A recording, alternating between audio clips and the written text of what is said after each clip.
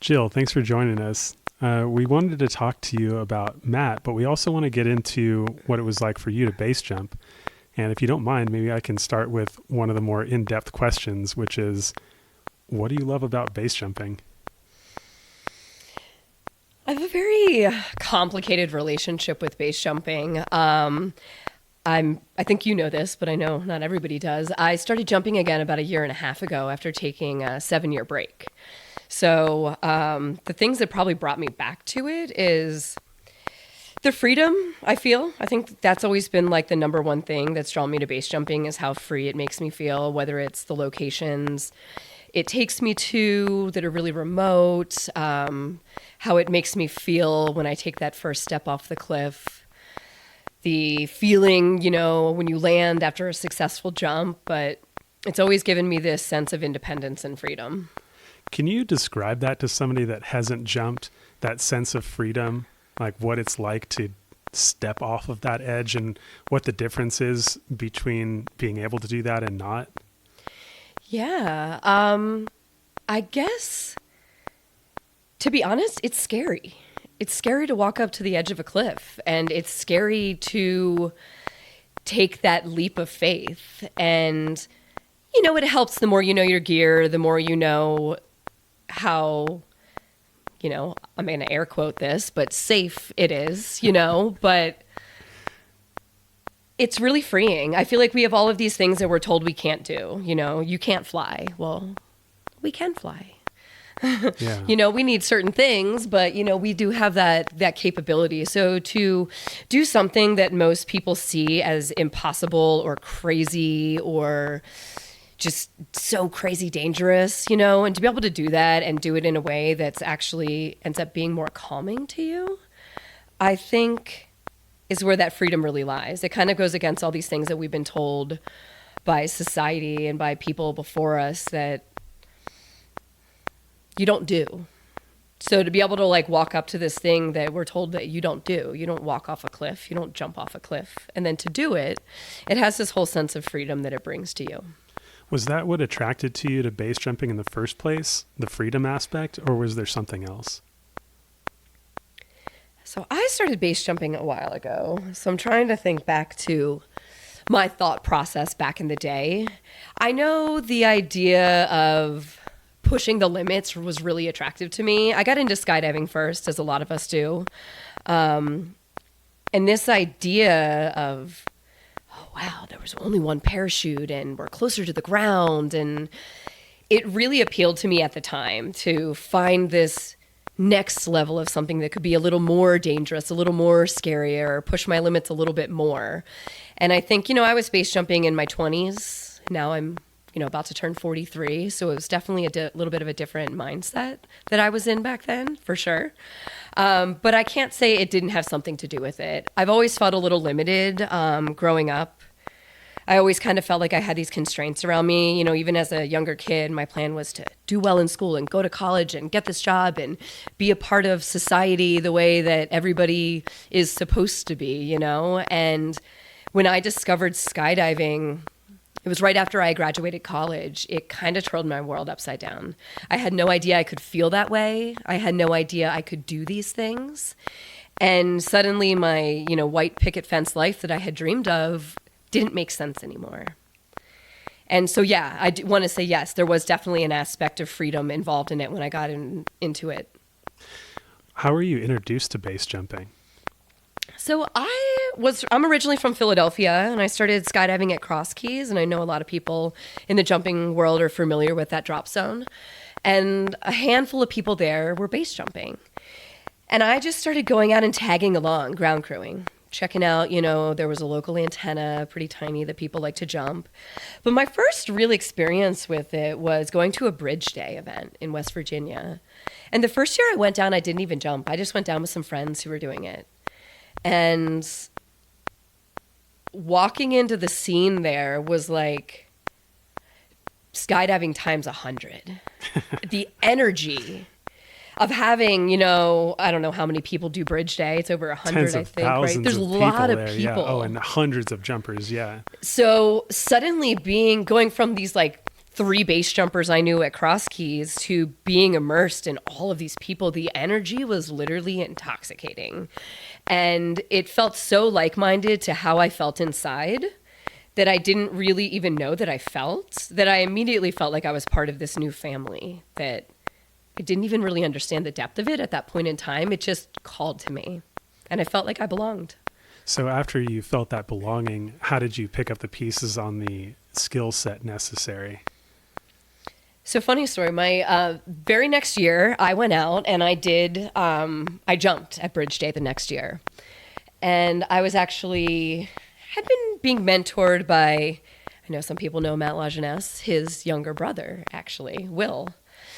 I'd met him before Matt, and he had kind of taken me under his wing a little bit and was doing some like ground schooling, going over basic base jumping stuff. And then he was out there. We all went out at that Bridge Day. And I'm sorry, I went off on a little bit of a tangent. Well, it was just about how you got started with the actual skill set of base Okay. jumping. So yeah, it started with Will. He kind of taught me the basics. And so we were there and we were all kind of in this room packing. And I actually didn't pack for myself that first Bridge Day. Didn't feel quite proficient enough to do it myself. I was still practicing. But at one point I turned around and I knocked a beer off the table, somebody else's beer.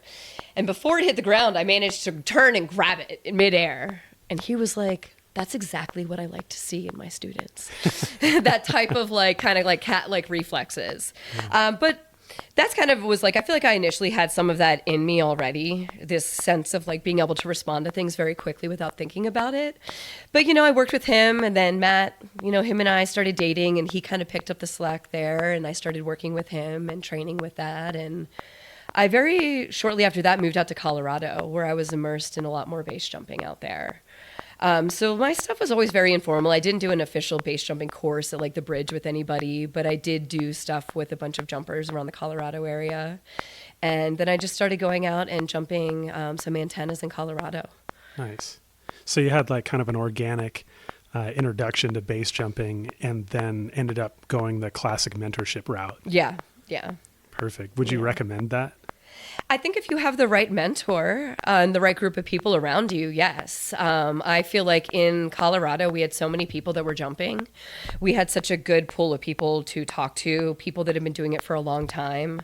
And yeah, some people that were newer as well, but I tended to really go for people that had the experience. And I also tried to find people that were less flashy. I like to find the people that were a little more quiet and calm and, subdued about it. And so I had a handful of mentors when I lived in Colorado that I felt really showed up and really gave me the time of day and the patience and made sure that all my questions were answered. And it was never about getting the video. It was about, the briefing afterwards and prepping beforehand and making sure everything felt safe and comfortable and always being willing to walk away from a jump if it didn't feel good or right, even if everything said it should feel that way. So I felt like I really had a good group of people who were really compassionate and mindful, and it felt solid. Nice. And so into a quick tangent, which might get into the whole another section of our interview. What came first, base jumping or Matt Kenney? Base jumping. And where did you meet Matt for the first time?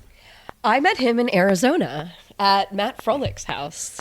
I had broken my femur in my pelvis in November of, I want to say 2012, I'm pretty sure.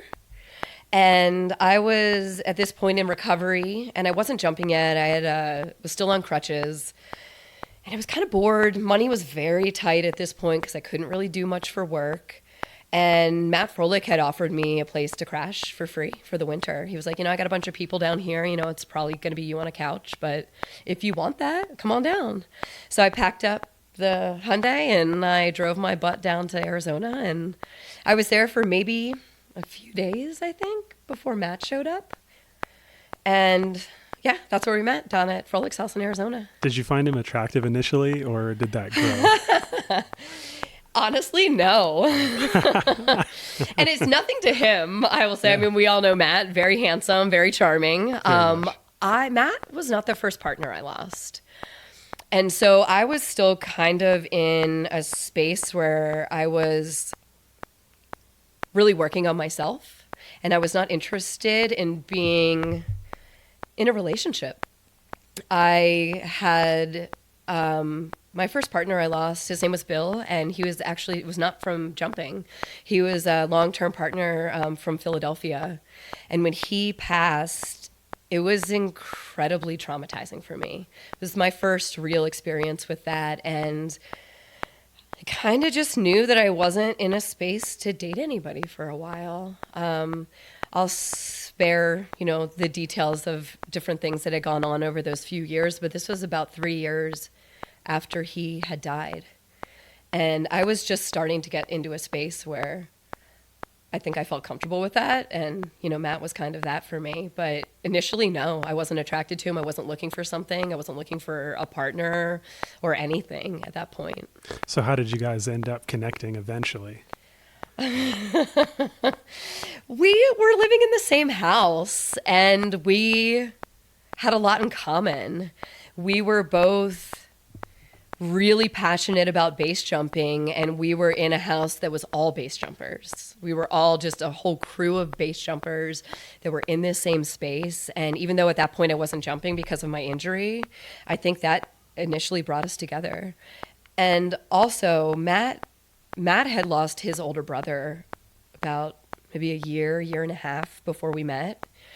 So initially, that was the first thing I think that we really bonded over. It was funny. I was actually teasing him one night. He had this huge bin of shoes.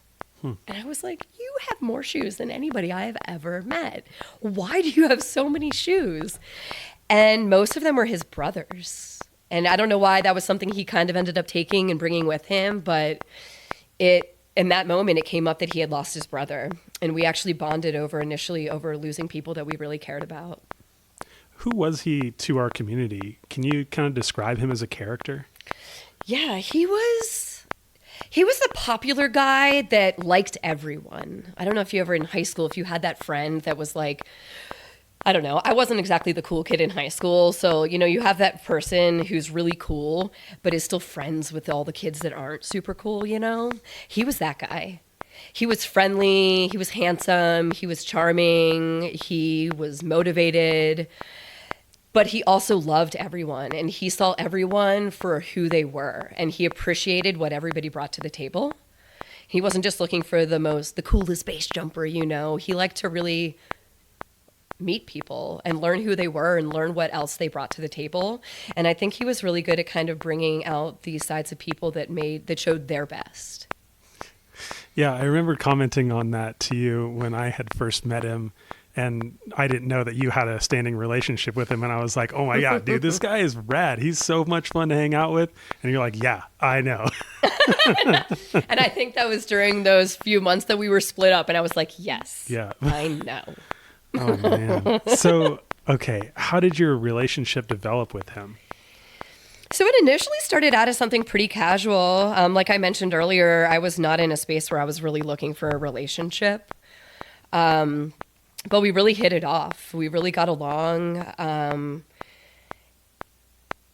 I ended up kind of tagging along. We had a crew. It was like me, him, Jordan, Scotty Bob. Frolic would join us when he didn't have work. But we would just kind of go around. Those guys were picking up these random tandem jobs at the time. So between California, New Mexico, Arizona, Colorado, it was just kind of bouncing around wherever they had random slots that they needed filled for tandem skydiving. And because I didn't have a job and I was broken, couldn't do anything, I was just tagging along with them. So it kind of went on this adventure. And it was a really cool time of my life, actually. It was something that I was able to do. I had a little bit of money saved, so I wasn't completely broke, but I wasn't. None of us were rich. We were all total dirtbags. We were sleeping on the floors of the drop zones, We were crashing in people's cars and people's living rooms. Like, there was no hotels. We weren't eating out, We were just as dirtbag as you could be at this point in our lives, and we were so content with it. Not one of us had an issue with it. We were just like, yep, where's the next floor we crash on? And it was just an adventure time. It was really good. Did you progress your jumping together? Did you base jump together and eventually when you ended up healing? Yeah, absolutely. So our relationship kept building, and I had actually gone back to Moab in the spring, and he stayed in Arizona. And there was a point where he was like, I miss you. And I was like, I miss you too. And like I said, we were very casual for a while. And at this point, I was kind of like, you don't have anything going on. He had actually injured himself. He had actually fractured his tibial plateau on a base jump. And he was actually out of commission for a month or two, a couple months. And so I was like, look, you're not doing anything. I'm back in Moab. Why don't you come and stay with me for a little bit? So he came out here. And then at a certain point, we were both healed up and we both started jumping again. And yeah, that path took us jumping together. And initially it just started here, slider down around Moab. Then he stuck around for a little while. And he had a job that came up in California, Hollister. And so he went out there for a little bit. And then later that fall, maybe October, I ended up moving out there. But prior to that, we had actually gone to Europe that summer. So we had started skydiving together. We were wingsuiting. We were going around and, Lodi. We actually ended up in Northern California at some point. We were like, where's the cheapest jumps? It's what everybody does before Europe, right? You try to find the cheapest place to bang out as many wingsuit jumps as you can. So we were going around. We were doing a ton of skydiving together and base jumping together. And then actually my first trip to Europe was with him. Was there a moment in time where you realized that like he was like one of your people, where you guys truly, admitted that you loved each other? I'm trying to think of the first time we said we loved each other. And it might have been in Moab. I don't actually remember the exact moment we said it, but I remember he had kind of been traveling around a little bit doing some tandem stuff. And there was at one point where he had the option to go out and party with some friends, and he was out partying a bit, and he texted me from a bathroom stall, and he was like, I miss you so much. Why aren't you here? Like, there's something missing right now, and I realized that it's you. And I was like, I feel the same way, and I think that was the beginning of us starting to realize that we just wanted to be with each other. And we started finding ways to be around each other more and more. And then eventually I moved to California to be with him. What's it like base jumping with somebody that you care for and are connected to in that way? Is it scary at times? Is it more engaging? What's that like? I think that is something that has been that is something that's changed for me over the years. At the time with Matt, it wasn't scary. I was in a very different headspace back then than I am now. Now, jumping with my partner, I do feel scared.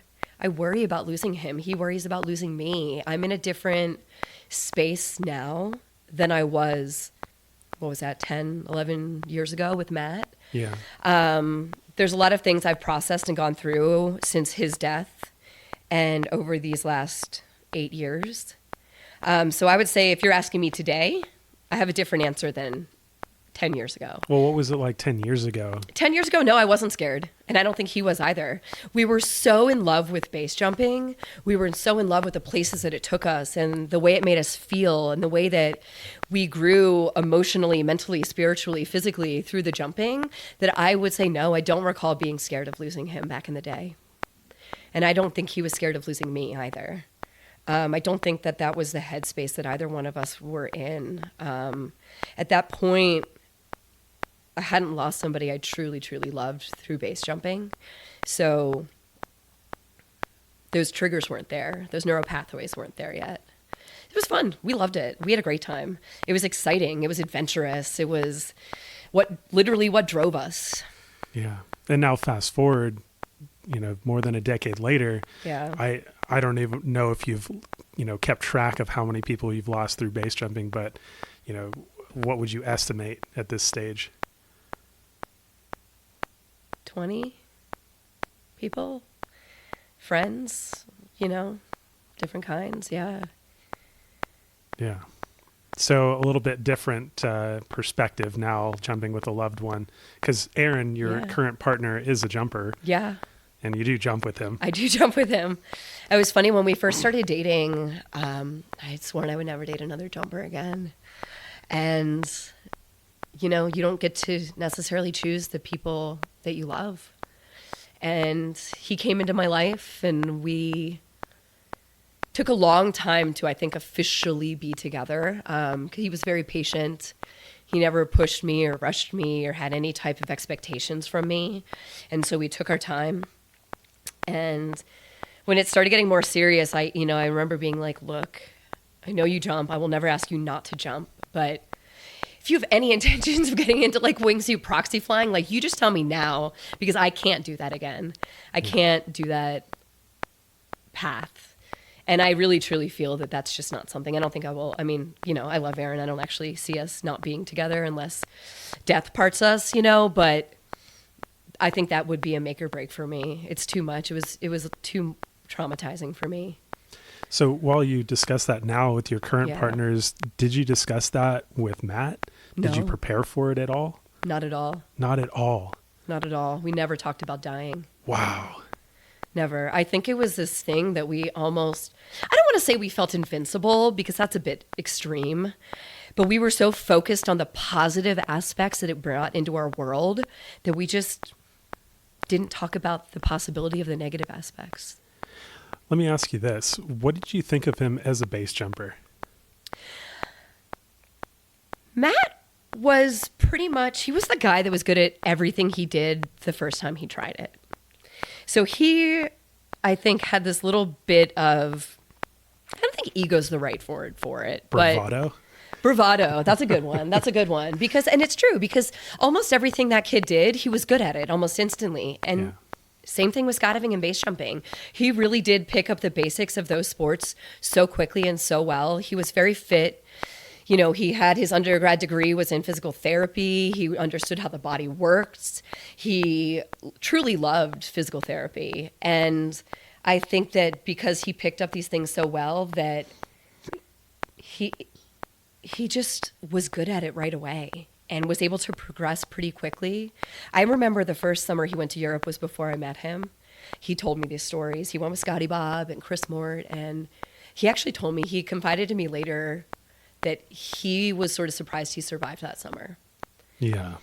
He went out and did things that he shouldn't have been doing, that he wasn't really ready for, but because of how well he managed his body physically, how much physical awareness he had, that he got through it all. What year are we talking about? So let's see. I think our first year was 2013 we went, so this was probably 2012. 2012. Yeah. It was before him and I. No, maybe it was 2011, 2012. It was before him and I met. I didn't know him his first summer in Europe. Yeah. And that's a common story that a lot of folks tell after they've, you know, done their first season. They're like, you know, looking back on it going, whoa, you know, I lucked out. You know, I'm glad that I am the person that I am, but holy crap, if I were one iota less than the person I am, I wouldn't have made it. Yeah. And like, he definitely shared that with me in confidence, that like, that's something he paraded around, that he talked about. You know, he liked to have that kind of like bravado, like a little bit, you know, but he did share that he was like, wow, you know, I'm kind of surprised I survived that summer. I wonder if more people have that story in the bag that don't share it, you know, and I wonder what our culture would look like if they did. Because you do look at a lot of folks out there and go like, wow, they just look like they're crushing it, you know, and you never hear anything to the contrary. Yep. Yeah, I know. And I think every time you crush it and it goes well, that just reinforces that neural pathway of like, oh, I made the right choice. I made the right choice, you know? Yeah. Did he ever discuss with you his motivations for pursuing wingsuit terrain flying? Yes. I don't know if I could name them verbatim at this exact moment in time, but he loved travel. He loved human flight. He loved pushing his body to do things that people told him he couldn't do. And like I said, he was very fit. He was very into fitness. He wasn't just somebody who like went to the gym. He understood how the body worked. He understood all the muscle groups and how they, you know, worked together and what they needed to function well. You know, he really understood. And I think this was just the next level of fitness for him initially. And I remember, you know, jumping with you back in the day, and I didn't know you in your initial progression. I met you when you were, jumping downtown buildings, and you were certainly one of the ones that were pushing the technical limit more than others. Was wingsuit terrain flying not in your bag of tricks for a specific reason, or were you just more enticed by the other aspects of jumping? So the people that I was initially jumping with weren't into wingsuiting that much. So the group that me early on in my early days, it just wasn't what they were into. So I think that's how I ended up more into the aerials and the slider down stuff.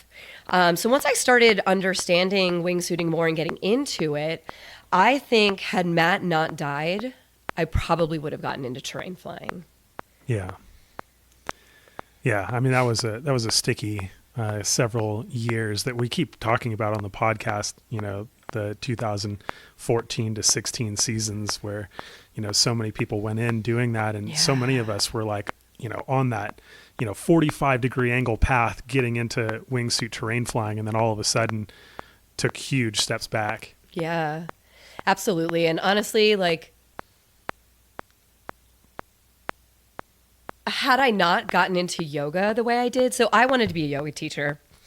I had planned my 200-hour training in India. I'd already paid for the course before Matt had died.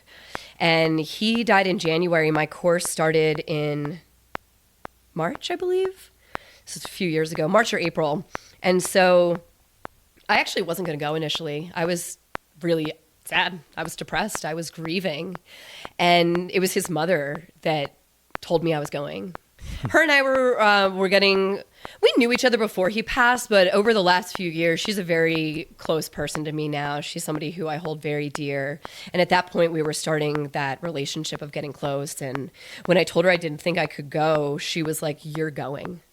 She actually bought me my plane ticket to India, and because she was like, "I'm not taking no for an answer. You're going. You need to do this." And I think had I not gone and done that, I might have ended up putting my grieving into base jumping. And instead, I found yoga, and I found my spirituality through that. And I think that was, and I'm not saying one's right, one's wrong. It just ended up being the path that swept me up during my grief and took me a different way. Yeah. Well, one's more likely to end in serious injury or death than the other. Yeah. Maybe if we can get back onto Matt for a second, can you describe the trajectory and transitions your relationship took over the years? Because we've spanned nearly a decade here already. Yeah. So I guess like just how our relationship went over the years. So I think I discussed a little earlier how it was casual in the beginning. Once we realized that we really cared for each other, I ended up moving out to California. He was working at Hollister, and we were living in Hollister, which was not super conducive to just a good living lifestyle at the bunkhouse there. So the owners of the drop zone, Mako and Jesse, ended up offering us a place for us to live at their house in Santa Cruz, which honestly, he was going to leave Hollister. The bunkhouse just wasn't a good place for us. And it was just too much of a party house, and it wasn't the space we were in anymore at that point. So we ended up living with them in Santa Cruz, and we loved it. We loved living with them. We loved that space in Santa Cruz. We continued to jump together. We went to our first Burning Man together. We continued our Europe vacations, base jumping together. We started meeting each other's families. We're both from the East Coast, going back and meeting each other's families, and it was good. We had a great time. So it was like full integration with each other. Yeah. Yeah. We were in a fully committed, happy relationship. Could you characterize the role that he played in your life and the role that you played in his, during those years? We were, I think the roles shifted, we were both a little bit motivating to each other since we both had such a love for the sport, and other sports too. I had been a bit into climbing and slacklining before I met him, and I kind of introduced him to those sports too. And so we started, climbing a bit in Santa Cruz, and we were slacklining, and he ended up getting into surfing, which I didn't do. The owner of the Drop Center Hollister was really into surfing, so he started surfing a bit too. But we were just we liked physical activity, whether it was hiking or base jumping or, climbing, slacklining. We just like doing physical things. So I feel like most of our motivation in our relationships were doing things with each other like that. So adventure partners. Adventure partners. That's a great way to put it. Yeah, for sure. Would there be any other words that you would use to describe like the overall relationship with each other, or what you were to each other? We called each other soulmates. We connected. And I want to go ahead and preface this that I don't believe that we have one soulmate in our lives. I believe that soulmates encompass a wide range of things. I believe that a soulmate is somebody who shows up in your world and teaches you things and shows you things that you need. It could be your worst enemy, Sometimes I think a soulmate could totally be that, somebody who shows up and teaches you something that you really need to know and learn. And I think part of what we were each other's rocks as we traveled. Sometimes traveling can make people a little uncomfortable, even though we loved it. But we were always each other's solid rock through all these things. I remember I had done a job. It was a job that I had done for Adidas with Haley Ashburn. And we were out in Italy, and I just remember calling him. I had bad jet lag and insomnia, and I just remember calling him and talking to him and him being like, "Hey, you're fine, you're not sleeping well, so what? You'll get through this, and he'd go out on trips, with things, and he'd call me and be like, "Oh, I had a rough day. It didn't go this way." And, and I'd be like, "Hey, we all have rough days, You're going to go to sleep tonight, and you're going to get up tomorrow, and it's going to be a new day, and you're going to try again." We were really motivating to each other, and we really tried to hold that space for each other to go and do these things that we loved, even if it wasn't always together. How do you recognize that somebody's your soulmate or a soulmate? How much am I allowed to share on this podcast? As much as you possibly can. So I would say we had this really interesting experience at Burning Man one year. There was this bus, and I will say we were under the influence of some substances. It was Burning Man. And we were on this bus, not moving. It was like a seated bus. And at one point, we were sitting there, and we were so in tune to each other that literally everything around us disappeared. And I don't know how long we were there in conversation with each other, in gazing into each other's eyes, speaking about things, when something happened that pulled us out of it. And we both were like, oh my God. We totally forgot that we were around other people. We forgot where we were. We forgot everything except the spirit of each other. We were so entwined in each other's souls at that time that nothing, literally everything else disappeared around us. And I think that was one of the main, I don't want to say the only time, but one of the main times that stands out of just realizing how in tuned I was with this person, that our wavelengths were identical. Wherever we were, whatever we were doing, it was we could look at each other and we were right there with each other. I remember you describing this and calling it our world. Our world, yes. Yeah, this energetic frequency by which you both travel, and no matter what else is happening, you can always tune into it together. Yeah. And I will say that while that particular time was, yes, there were other substances involved, did not need that.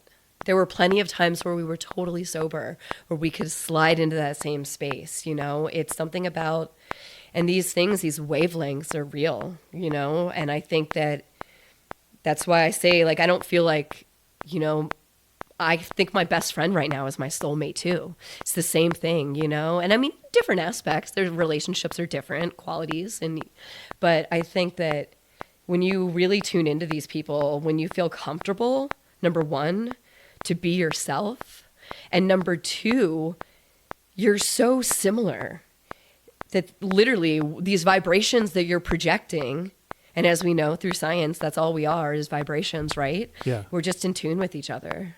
Yeah. I mean, if we can describe one's soul as the part of ourselves that homes in on energetic frequencies, and then describe our soulmate as somebody who naturally and intuitively homes in on those same frequencies, then like naturally we're going to ride those waves together, and we're going to sense things together that will not, be apparent to everybody else. And I remember telling you about this, I think in 2016, we were talking about losing people like that and going like, man, can you still home in on those frequencies with them? Like, are they still accessible in those wavelengths? And I'll be honest, the longer it goes from losing him, the least frequent they are, but 100% yes.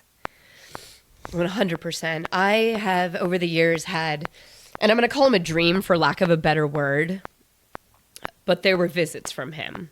And I know the difference. I've had dreams about him that I'll wake up and I'm like, no, that was a dream. I know that was a dream. That was my subconscious processing things.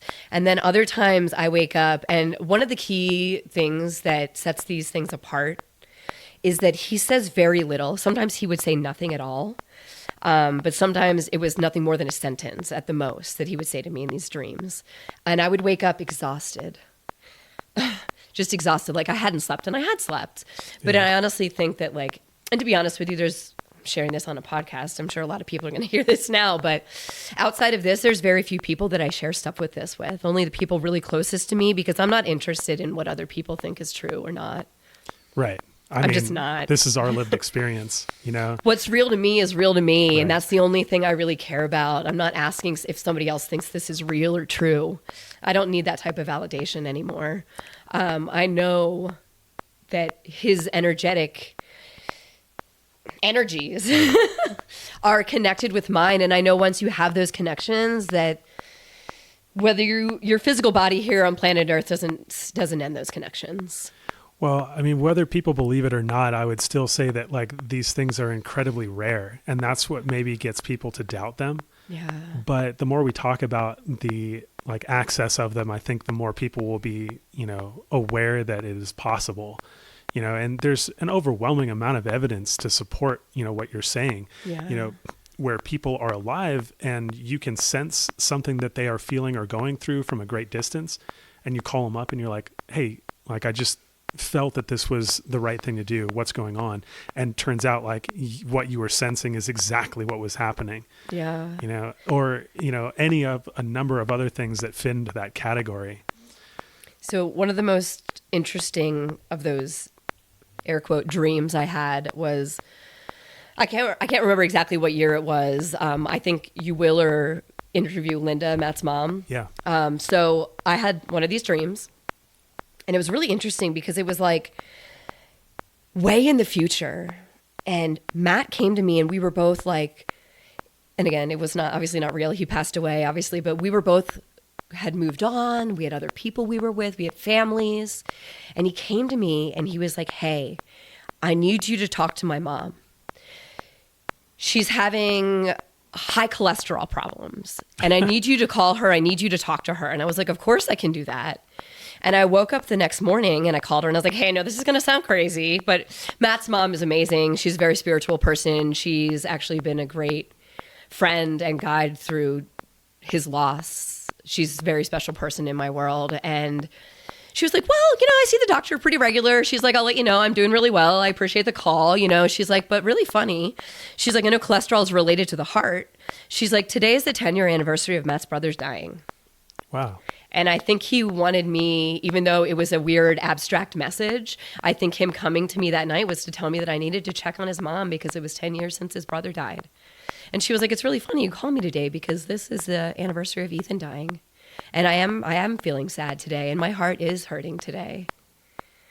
And it was an interesting message and an interesting translation of a message, Speaking of intuiting messages, was there any indication or feeling that you had that he might die wingsuiting, either really close to the incident or preceding the incident? I want to say no, honestly. And I know this sounds so crazy, but I thought he couldn't die. I thought that there was no way that the universe was going to let his mom lose both of her sons. And I know that's an absolutely insane thing to think, because just because you lose one kid doesn't mean that these powers that be are going to, stop the other one. But I think that was this really weird sense of false security that I gave myself. And I didn't think I was going to lose him. I didn't think the world was going to lose him. How did you find out about his death? Scotty Bob called me. Almost right after the incident. Yeah, as soon as he had cell service, he called me. And I had just seen him. We were all in Colorado together. And they had this big trip planned down to Arizona. And I had talked to him the night before. And he had an early morning jump. And yeah, Scotty Bob called me that day and told me. And it's so unreal. In my mind, I was like, he told me, he was like, hey, we can't get to him today. And it was January. It's freezing down there. And I was like, no, you don't know he's not. You don't know he's dead. You have to try and get to him. Like, what if he's not dead? And Scotty was like, Jill, he's dead. And I just remember being like, I just had this weird, like, maybe he's not. Maybe he's not. Yeah. Maybe he's just badly hurt, And he was like, he's not, Jill. And I was like, okay. And I don't think I said okay. I think I was hysterically crying, but you know. I mean, that's a pretty big shift to make, and that's a tough thing to accept on a phone call, Oh yeah. I think for me personally, the harder in the moment is to see somebody going in, but easier long term is to see somebody going in, because there is no bargaining necessary or even like available. Yeah. Like it's instant closure. Yeah. Can you comment at all on how our community handles breaking this type of news, and what you would like to see personally, if anything? I think that when it comes to breaking the news to the people that are really close, I think it's always done with care. Scotty Bob knew that there was no way he was going to be able to tell me in person. I would have found out through, the grapevine, and that's not the way for that to happen. You don't find out your partner died through the grapevine, So as much as a phone call sucks, that was the most appropriate and quickest way for him to get that information to me, and I appreciate that so much. I feel like, so after Matt died, I stopped using social media. I signed off and never went back on again. Actually, when I officially closed my account, I actually made Aaron go on and do it for me, because I was like, I don't even want to do it. I don't want to be on there. And I think that for the people that aren't super close, a lot of times they end up finding out through social media, which is somebody who has not touched it in 8 years. It's so impersonal. And I think that, I don't know. I don't want to say I hate social media, because I don't, but I think it creates a divide. I think it creates a distance, and it makes things really impersonal. And I think that we've lost touch with some of the things that are really important by allowing social media to be our outlets between each other. But that being said, I do think when it's the important, like the really, really close people are always told with care. And if it can be done in person, I know it's done in person. If a phone call is more appropriate because of distance or time, it's done with care. I really feel like the people in our community are compassionate about that. Is there any elements of that conversation that you appreciate? Like, somebody making that phone call for the first time, that's a rough phone call to make. And it's often hard to understand how to approach it. Do you have any words of advice for somebody going through that for the first time? There's always this hesitation. I remember Scotty Bob trying to be like, Jill, I have something to tell you. And I think that people are trying to soften this blow initially. And on some level you appreciate that. And I think that's natural human nature to try and soften the blow. But let me tell you, there's no softening. There's no softening of that blow. And obviously the last thing you want to hear is the first words out of somebody's mouth on a phone call is the person you love the most is dead. But also, I don't want to say he did anything wrong because he didn't, you know? Yeah. But it's like, there's no softening that blow. I think sometimes it's just rip that Band-Aid off. Hey, I'm so sorry to be the one to have to call you about this, but Matt's dead. He's a wingsuit chump, you know? Like, there's no... And it's funny, too. I remember... When it comes to grief, it makes a lot of people really uncomfortable if they haven't dealt with it. And they always want to...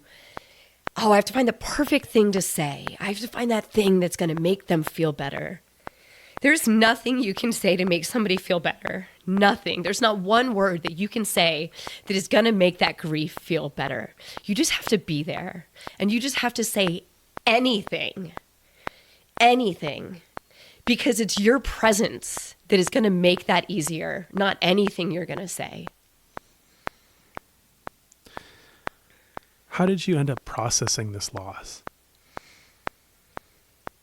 Oh, man. Like 1,000 ways. Initially, you keep yourself busy. I think that's most people's initial thing. It's like, it's so hard. It's so overwhelming. I described grief as feeling like you're inside of a snow globe that somebody just won't stop shaking. It's like every time you feel like you finally found up, it's gone again. And it's just starting to... Initially, it's just autopilot. I went and stayed with friends.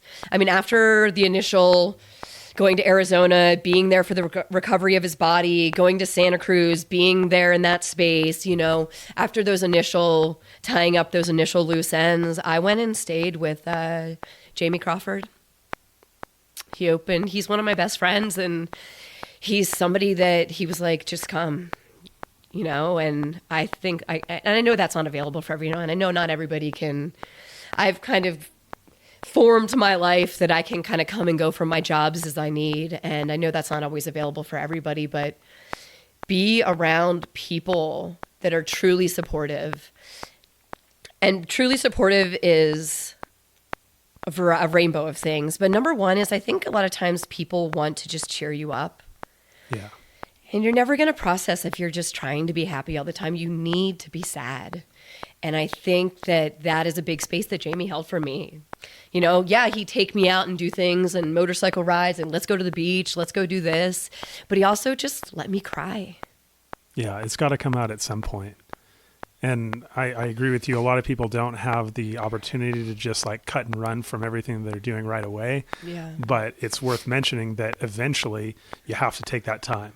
You know, whether it happens right then or not. And right then is a great time because it's so fresh.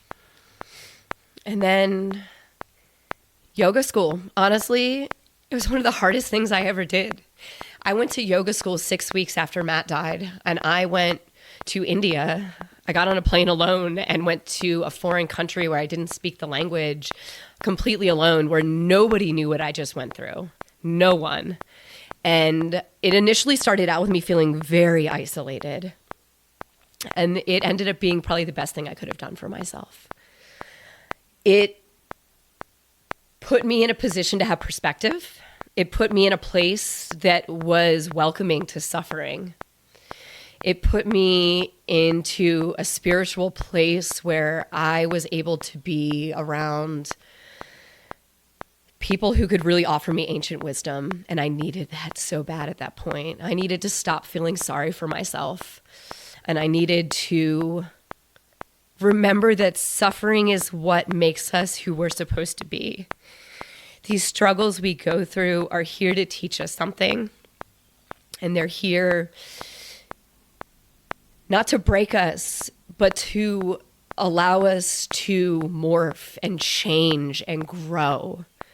And I wasn't able to see that until I went to India. What do you make of the amount of suffering that's befallen you in your life, you know, and specifically just around like, you know, losing partners? You have taken on a lion's share of that over the years. Is there anything that you've, you know, come to understand about that? Yeah, I've lost 3 partners. And it's not any more overwhelming, but overwhelming. I've been dealing and healing, I guess is a better term, with PTSD since Matt passed. I think just having all of these stacked grief, just your nervous system just can't handle it. It just can't process it. And no matter how many yoga classes I went to and how many therapy sessions I had, it just was persistent. And I think that I had to finally, like I said, I had to stop feeling. For a while, I kind of felt like death was chasing me. I kind of felt like a Black Widow a little bit. And I think that I just had to realize that maybe there was something I wasn't learning. Or maybe I was putting too much emphasis on it. Maybe it was just wrong place, wrong time. I don't know. I had to stop trying to find a reason behind it and just accept it for what it was and just continue on my path of healing. That's a question that I really want to dive into. How do you carry those losses and continue to carry on? Initially, it's much harder. I realized that I had a lot of survivor's guilt.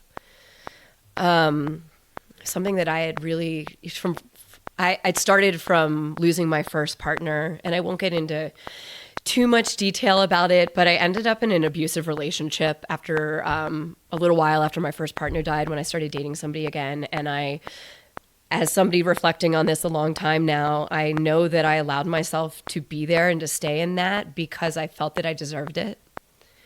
Now, I know I didn't, but now I know I didn't. But I think on a soul level, I had so much survivor's guilt that I kind of let myself downward spiral for a while. I even showed up in a lot of my base jumping. Like, I was pushing the limits. I was really going out there, and I was numb, and I just wanted to feel something again. And the more I pushed it, the more dangerous stuff I did, the more I'd be like, oh, wow, I just felt something cool. Emotions. Nice. Emotions. Those are cool. And I describe it this way. PTSD is like somebody took your feelings, your emotions, and they put them in this glass case. And it's like, you can see them, you know they're there, but you can't touch them. You can't access them. And it feels really out of control. You feel like you're being almost like punished. Like your nervous system is so triggered that it took your feelings away. And it's a weird space to be in. But my journey of healing has shifted. It's changed. And I honestly think that the more I've trusted in it, the more these roads have just unfolded in front of me. And when stuff shows up, even if it's scary, sometimes I know that it's the time to say yes to it. And the things that have probably helped me the most in my healing journey are the plant medicine ceremonies that I've been working with over the last few years. The most progress I've seen has been after I've sat in these ceremonies.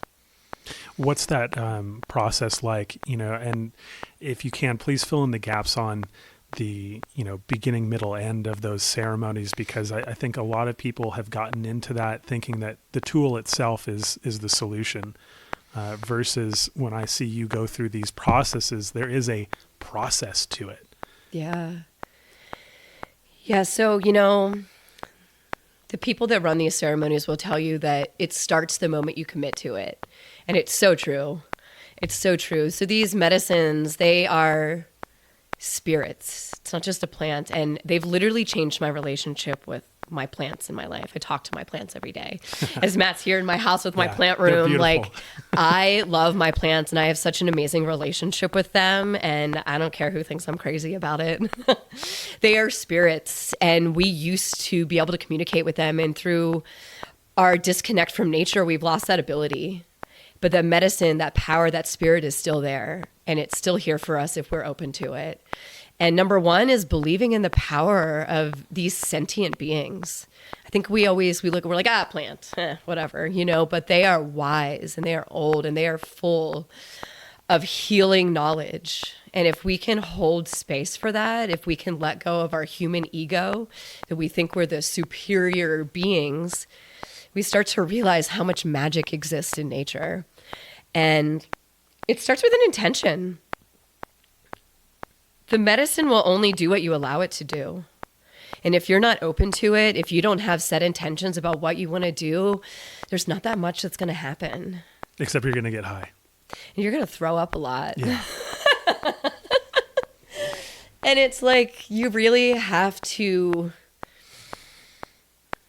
you can't fake it. Yeah. There's a lot of things you can fake, you know? You can't show up with these plant spirits and fake it. They see right through you. And they won't give it to you. You have to do the work. You have to be the one willing to show up and face these things. And you have to be the one, and I think that's what's so hard is like, I have so much anxiety leading up to these ceremonies because it's the work. So speaking of being honest with oneself, and back onto the track of base jumping just a little bit. No problem. You said that you had this realization that you were, really pushing the limits because of what you were going through at the time. Has that changed now in your current base jumping? Are you approaching the activity in a different way? It's like 180 degrees different. It couldn't be more different. The work I've done over the last 8 years has changed me so much. And I mean, you've known me for a long time. Like, I'm not a different person completely, but the way I do things, I was definitely jumping a lot for my ego. And when I say my ego, I literally mean my ego. It wasn't necessarily to impress others. It was to impress me. Yeah, even though it was impressive to others. I mean, there was some sick jump. In fact, can we, a brief tangent, any notable favorite jumps of yours can you describe? So one thing that I think I'm honestly most impressed with myself about from my past is I did 4 backflips off the Perrine. And I was pretty and I landed on the beach. Like, I made it to the land. And I was pretty stoked about that. Yeah. I did a lot of work into that. I took diving lessons for a while to work on my aerials. And so it wasn't this thing that came natural to me. So there was a lot of time and energy and effort that I put into getting to that level. So that was really fun. I was really, really stoked when that happened. Yeah, I was pretty impressed too. I mean, that was back in a time where there weren't many people doing aerials. There weren't many people doing quads. There was that room was real small. Yeah. Amongst female base jumpers doing aerials, I think you were like one of less than 5. Yeah, it was definitely not a lot of people. Yeah. And doing that then. And I just love that. I just realized that I love being upside down.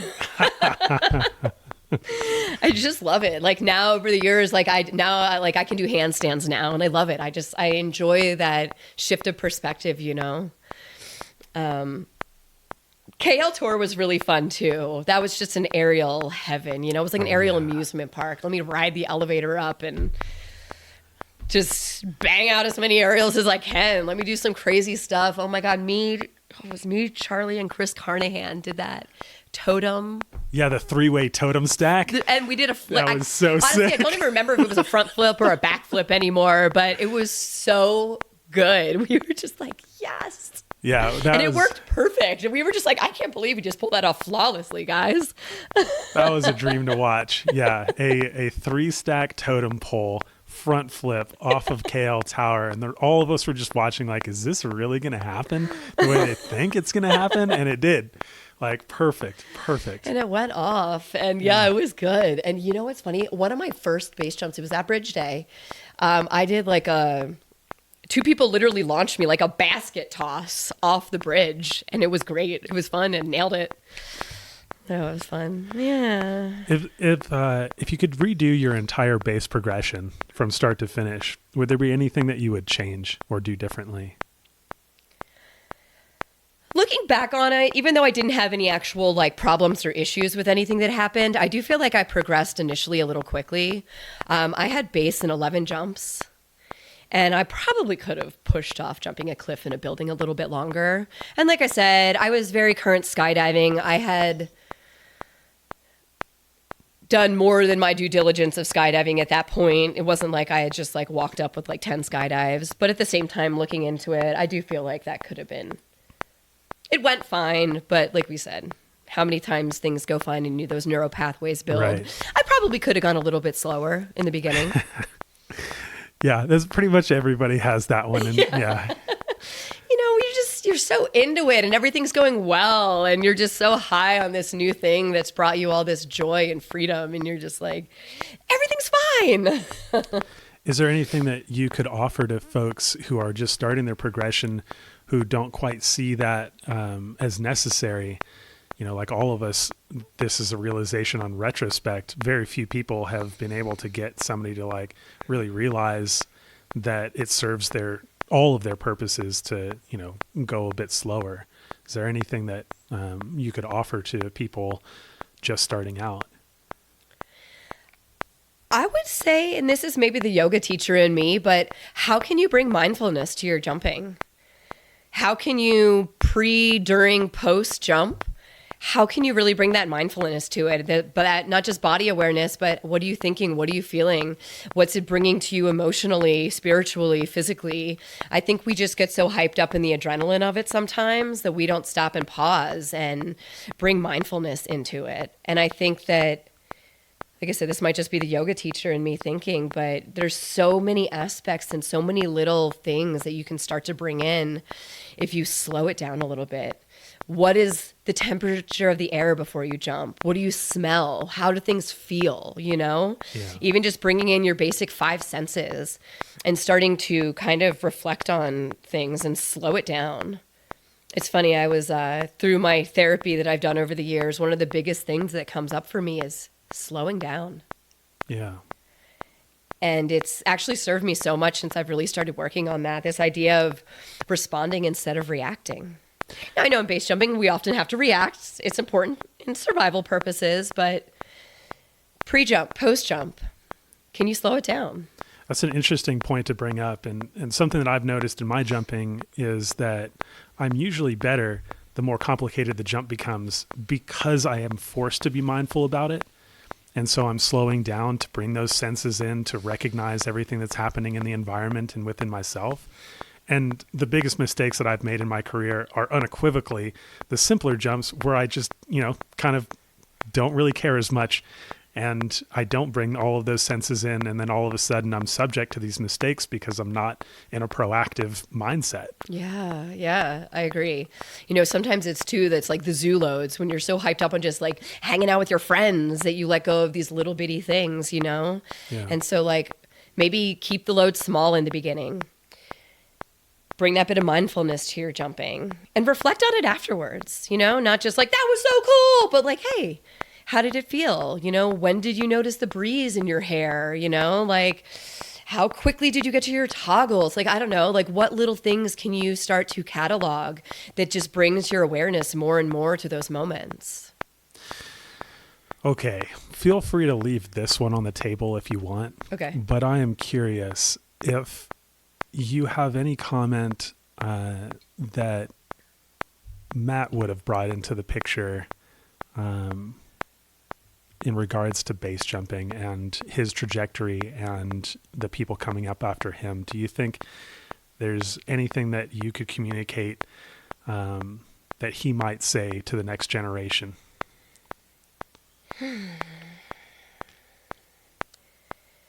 Matt was the kind of person that lived for joy. He easily could push past the fear and see the joy in something. And I do also think that that is part of what probably killed him. You know, he was pushing himself since day one. He was always surrounding himself with people that were better than him. And I think that's an amazing thing to do. You learn so much when you're around people that are better than you.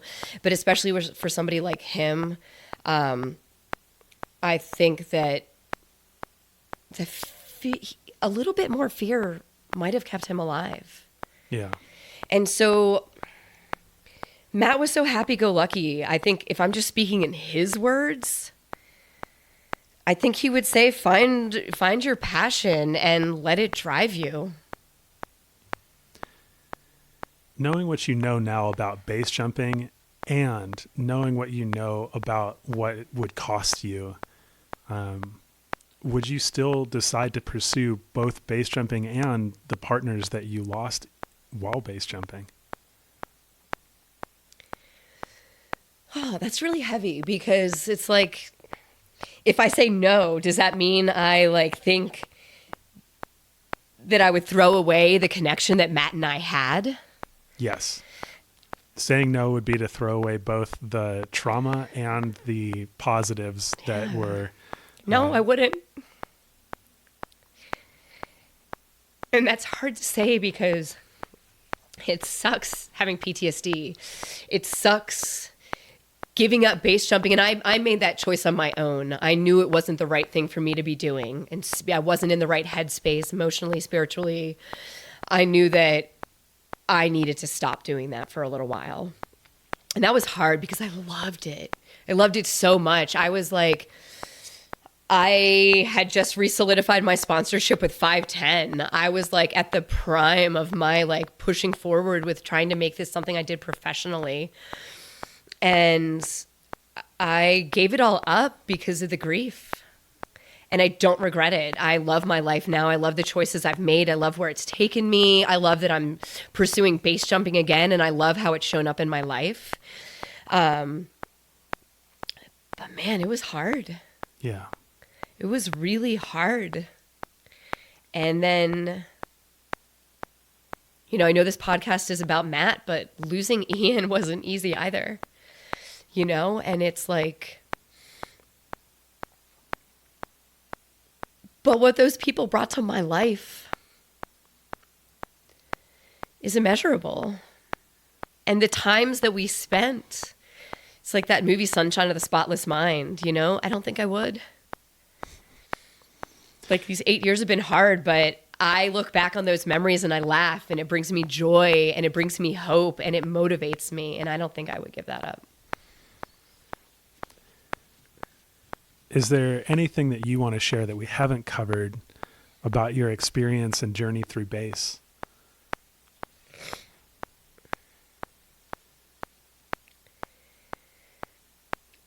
It's funny, as much as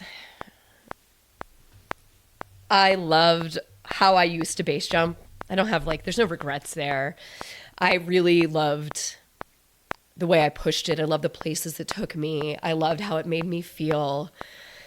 I loved the freedom it brought me. I loved all the stuff it taught me. I loved the confidence it gave me. I think I really like how I jump now more. I go out and I don't jump with many people. It's very quiet. It's very thoughtful. It's flat and stable and handheld. And like, I do it just because I want to feel myself falling through the air. Yeah. It's the only reason I do it. I just want to feel that feeling. It is pretty special. It's like, you know, you get to exist in a place that few, if not no other human being has actually physically existed in. Yeah. It's like new terrain. Yeah. And to let go of all the, and again, I'm not saying ego's bad. Ego is how we embody our bodies here on planet Earth. Without an ego, we would go back onto the primordial ooze, you know? But necessary for survival. It's necessary for survival, but there's something really special now about just jumping for the sake of feeling myself fall through the air. Yeah. It's like a little break. It is. Yeah. A little peaceful, you know, transcendent moment. Yeah. Yeah. And like I said, no regrets. I'm so glad I had the experience that I had with base jumping in the past. And I'm so glad I did all the things I did. And I'm so happy for the people that are still doing those things and still pushing the limits and still following their hearts and their passion. But for me, I'm really glad to just step off a cliff and fall. Well, Jill, I'm so glad that you agreed to share all of that with us. This has been an amazing, amazing conversation. And I really thank you for being so open and sharing with all of these very intimate details of your life. Yeah, you're welcome. This was good. Yeah. Good for me.